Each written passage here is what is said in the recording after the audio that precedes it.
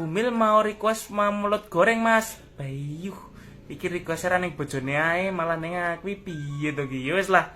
Gas lur. Langsung digasken ndek kene lur, ndek warung Lesian Aminin. Pas iki ndek tikungan siraman kidul dalan. Ndek kene iki terkenal karo lalapan welute.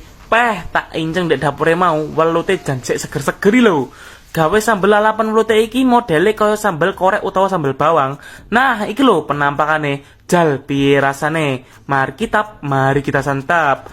Wih, payah. Tak kira-kira rasane bakal kaya keripik. Soale penampakannya tekon jaba ketok crispy atos ngono. Tibake jero wulute iki daginge sik krasa empuk, masih njabane crispy.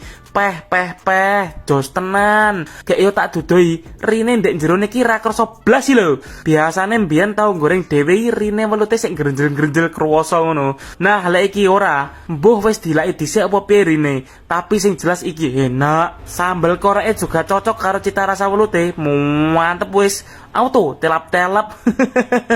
Sing penasaran jajal mampir lur.